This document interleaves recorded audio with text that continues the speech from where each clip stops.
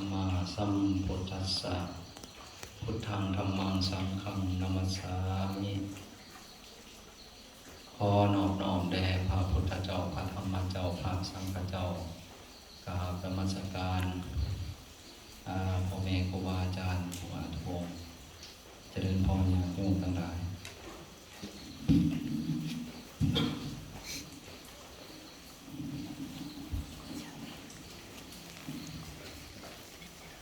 โอ้มาเห็นคนแหนมสนาดีใจหลายมาเห็นธรรมะขึ้นงามขึ้นนั่งโอ้เหตุ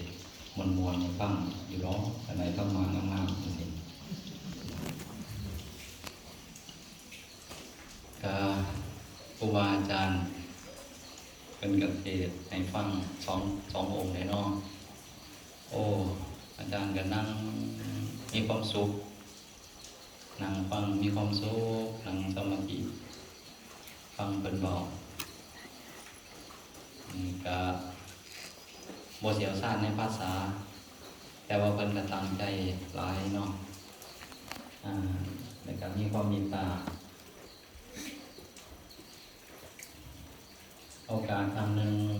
อาจารย์ก็ไปที่โรงอยู่ลางใหญ่ครั้งนั้นเลยไปครั้งนั้นถามว่าไปยิ้วเขาอยู่หันกับจัวองค์หนึ่งมันยิ้วเขาหลาย4-5 มื้อก็เลยว่าไปหาอาจารย์หวังก่อนแล้วได้มาตะกี้เป็นศาลาน้อยๆไม่เห็นพระอาจารย์สิริเพิ่นนั่งอยู่เพิ่นบ่นั่งอยู่เทิงฐานพระเพิ่นนั่งอยู่เทิงฐานเพิ่นนั่งอยู่อันฐานโยมก็มาเห็นเป็นโอ้ปกติมีแต่เพิ่นผู้เดียวเป็นหยังเพิ่นผู้บ่นั่งเทิงฐานพระ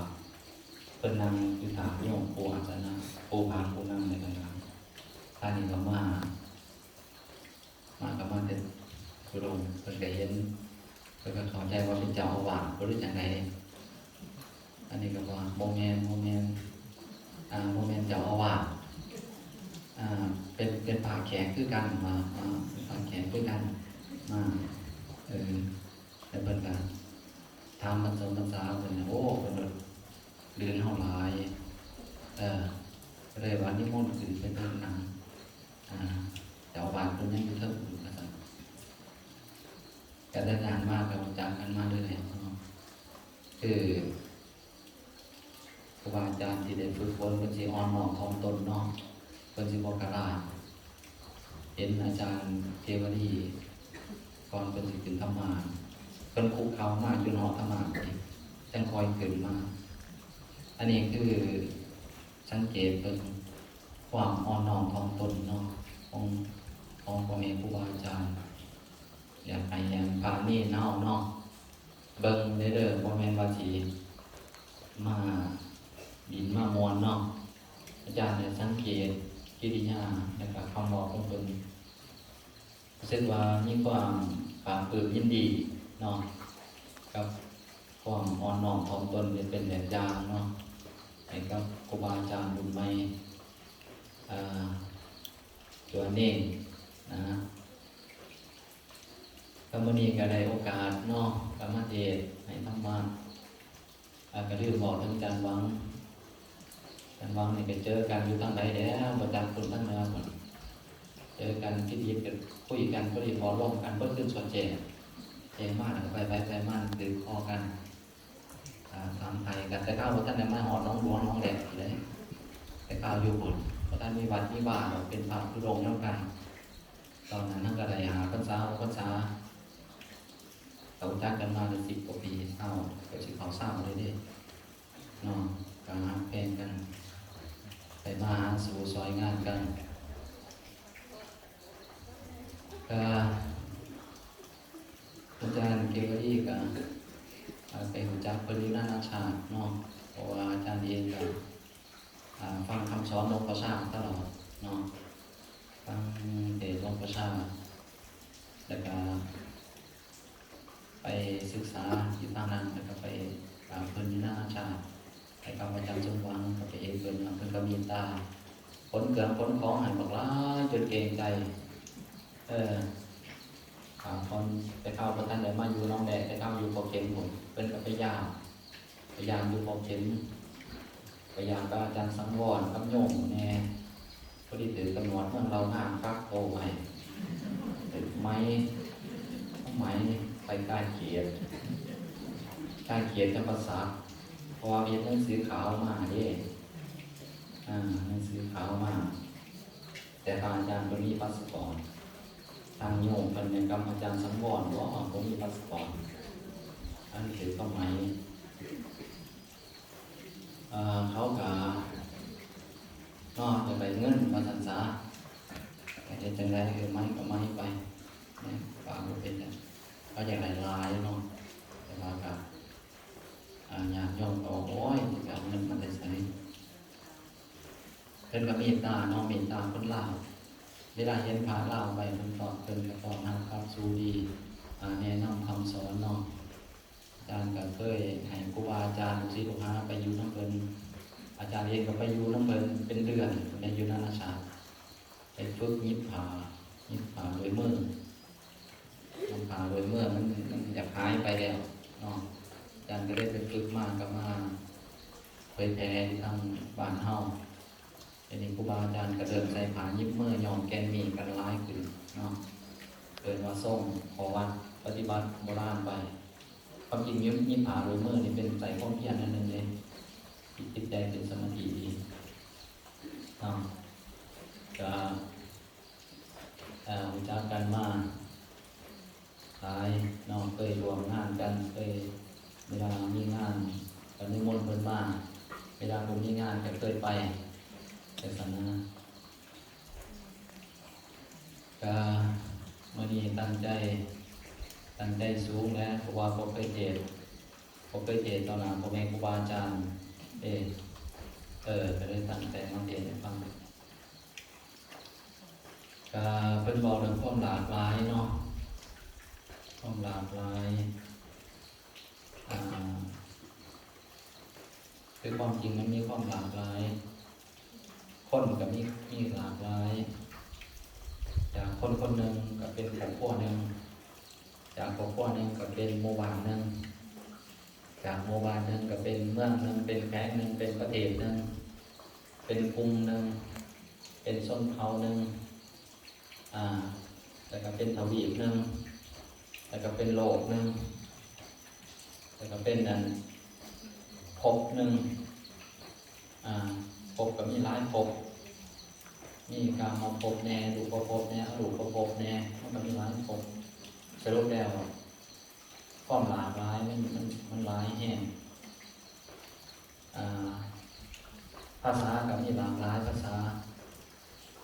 ต้นไม้ก็มีหลากหลายบุญก็มีหลากหลายธรรมะก็มีหลากหลายเกิดว่าทุกสิ่งทุกอย่างมันหลายแต่ว่าเรื่องมันสิร้ายก็นั่นก็ตามแต่ว่าพระพุทธเจ้าคนร่วมไว้เป็น3 อันในส่วนที่มันหลากหลายสิเป็นอิหยังกะยาสิเป็นผู้คนหรือสิเป็นภาษาหรือสิเป็นบุญหรือสิเป็นบาปก็มีหลากหลายชนิดบุญก็มีหลากหลายชนิดใหม่ผู้ค้าก็มีหลากหลายธรรมศาสตร์ตกแต่งกันทั้งหมดเพราะฉะนั้นจึงว่าความหลากหลายนี่มันรวมมาไว้เป็น2 อัน3 อัน1คือธรรมศาสตร์ทั้งหลายทั้งปวงมันเป็นของบ่เที่ยงบ่ว่าสิอยู่มุมใดบ่ว่าสิอยู่ภพใดบ่ว่าสิอยู่ไสก็ตามคือมันเป็นอยู่จังซั่นเกิดครับแล้วก็มีอีกอันนึงก็คือมันเป็นทุกข์เนาะคำว่ามันเป็นทุกข์นี่คือมันทนอยู่บ่ได้เนาะทุกข์นี่ตัวพระพุทธเจ้าสัพเพสังขาราทุกขาคำว่าทุกข์นี่บ่แม่นความอุกมุกอุกใจทุกข์ในที่นี้คือมันทนอยู่บ่ได้ต้นไม้มันก็ทนอยู่บ่ได้ผู้ค้ามันก็ทนอยู่บ่ได้สักมื้อนึงมันก็ต้องแตกสลายผุพังไปตามกาลเวลาแล้วก็มีอีกอันนึงก็คืออธิษฐานก็คือมันบ่มีตัวตนถ้ามันสิหลากหลายแต่มันก็รวมมาในสิ่ง3 อันนี้พระเจ้าว่าซั่น คือมันก็บ่มีตัวตนนะคำว่ามันบ่มีตัวตนก็แสดงว่า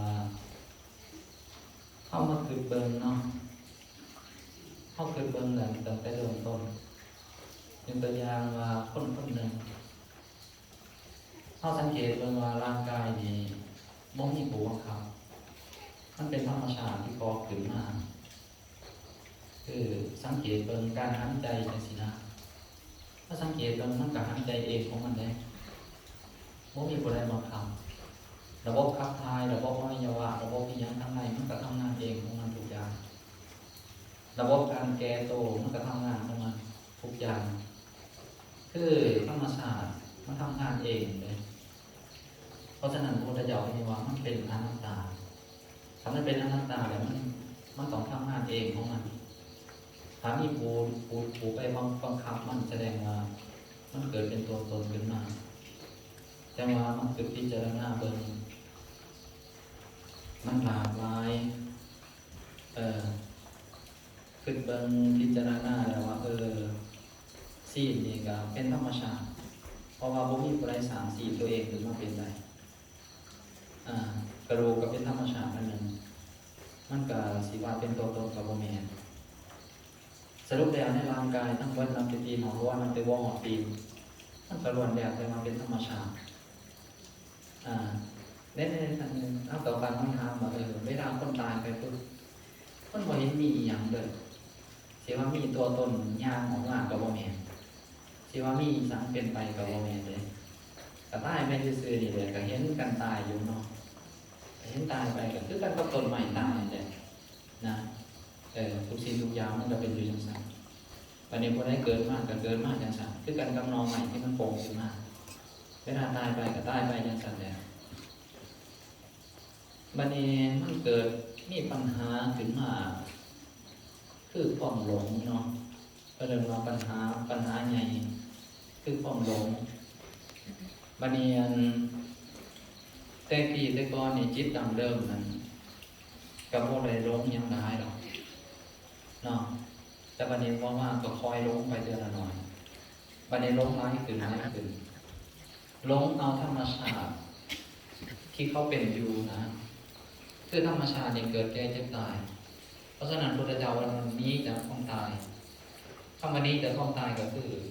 เขาบ่ต้องไปเอาธรรมชาติที่เขาเป็นแบบนั้นถ้าเราไปเอาธรรมชาติมันก็ต้องไปต้องได้เจอเพราะว่าหลักการของธรรมชาติเขาเป็นอยู่ในสันตลอดกาลก็ไม่ตายเนาะพอมันไม่เกิดมันก็ต้องไม่ตายทุกอย่างเลยถึงมันสิหลากหลายมันได้ก็ตามถึงสิอยู่มุ่งได้ก็ตามถึงสิอยู่น้ำเปรตน้ำผีถึงสิอยู่นรกเวทีถึงสิขึ้นสวรรค์ชั้นฟ้าถึงสิอยู่ไสกะยามันก็ต้องเป็นจังสันอยู่ตลอดคือมันต้องเพราะว่าจริงธรรมชาติทั้งหลายทั้งปวงมันเป็นแบบนั้นอยู่แล้วแต่ว่าจิตนี่กับเขาไปยึดเขาว่าเป็นตัวตนไอ้ยึดว่าเป็นตัวตนกับตายกับตัวตนกับตายเป็นการเข้าธรรมชาติอย่างที่ยังร่างกายที่นำอยู่นี่มันตายลงไปเท่ากับเข้าใจว่าคนตายแต่ความจริงมันเสมอภาคกันอยู่แล้วคนมันบ่ได้มีตัวตนมันกับบ่ได้มีมันเป็นเสมอภาค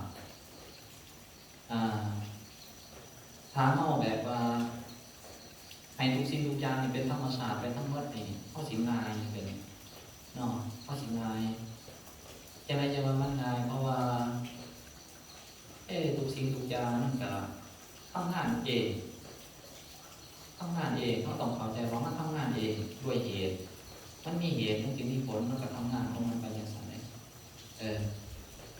วันนี้เท่านี้อยากเขาไปช่วยธรรมชาติอยากไปทำงานช่วยธรรมชาตินะนี่จิตใจนะคือสรุปแล้วจิตนี่ก็บ่มีตัวตนแต่เราไปเอาธรรมชาติมาเป็นของเจ้าของก็เลยเกิดแก่เจ็บตายไปตามธรรมชาติวันนี้พระพุทธเจ้าพ้นแล้วจากการเกิดแก่เจ็บตายพ้นเนี่ยแล้วให้เด็กอาจารย์แกยังมาคิดดูว่าพระพุทธเจ้าพ้นไปแล้วจากการเกิดแก่เจ็บตายอาจารย์นั่งคิดดูว่าพ้นได้ไหมเนาะพ้นจากการเกิดแก่เจ็บตายแล้วก็ศึกษาไปเรื่อยๆว่าเพิ่นเศร้ายึดถือเพิ่นเศร้ายึดถือจะไม่จะมาพ้นจากการเกิดแก่เจ็บตายเพราะว่าสิ่งที่ยึดถือนั้นมีแต่โตเกิดแก่เจ็บตายทั้งหมด อีหยังก็ตามรวมทั้งจิตใจด้วยเนาะเพราะฉะนั้นบางคนก็สิว่าเวลาตายไปแล้วสิมีวิญญาณไปเกิดต่อด้วยจังสันจังสีพ่อแม่ความจริงบ่ได้เป็นจังสันเวลาคนที่ตายไปก็คือตายเลยเด้อเนาะก็คือตายไปก็ตายไปโดดเนาะคือตัวมือนี่เฮาก็ตายกันอยู่ตลอดเลย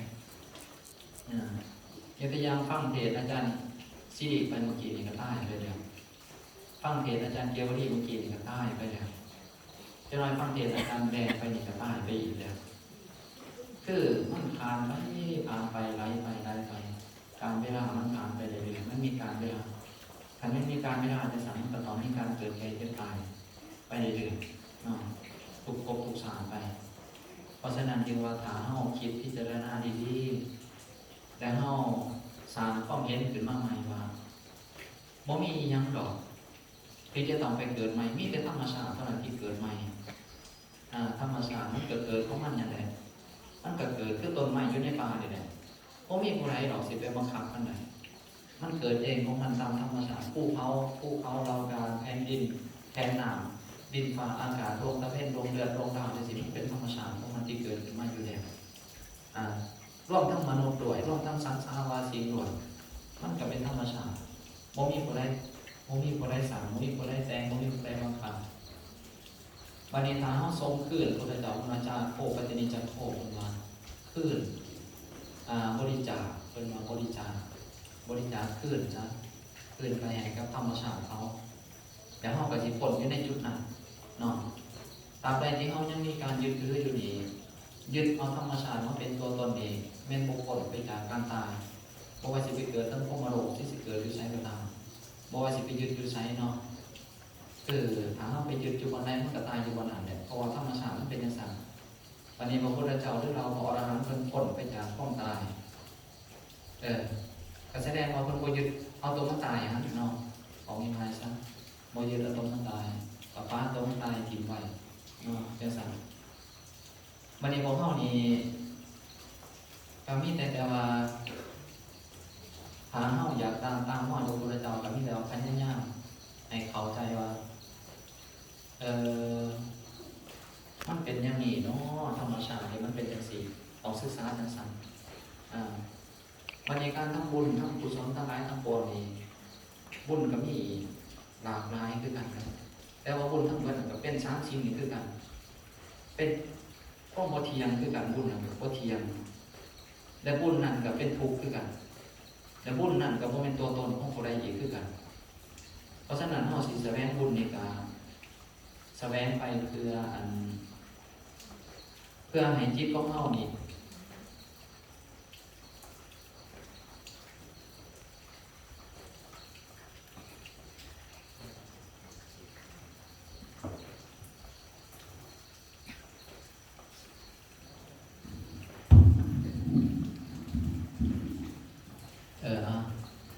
บอกเข้าใจระบบไม่กันไม่เป็นกับโบเทียมคือกันให้ก็ได้บอกไปบอกมากกันแล้วมันเป็นถูกมันทนอยู่อะไรไม่ก็ได้ถูกไม่ก็เป็นถูกมันทำงานหลายจังสันเพราะฉะนั้นพวกเฮานี่ก็ให้คิดพิจารณาว่าแสวงบุญเนาะเข้ามาแสวงบุญนี่พวกเฮาก็จะต้องตั้งคำถามเปรียบเสมือนคนไปหาหาบยาพวกปัญญาเนาะคนเขาว่าหาบยาพวกปัญญาเขาก็สิเลือกเอาโตที่มันว่าแก่ก็ปัญญาเท่าไหร่เพราะว่าต้นไม้ในป่ามีหลายชนิดบางต้นก็เป็นพิษบางต้นก็เป็นยาก็มีหลายอย่างยาโปโลเบาหวานหมอยาโปโลตับโปโลไตหมอป่วยยังก็มีหลายอย่างเขาจะเอาตั้งแต่สิ่งที่เขาต้องการปัวปัญญาของเขานั้นมากแต่ว่าการทำบุญเนี่ยก็มีหลากหลายบุญมีหลากหลายชนิด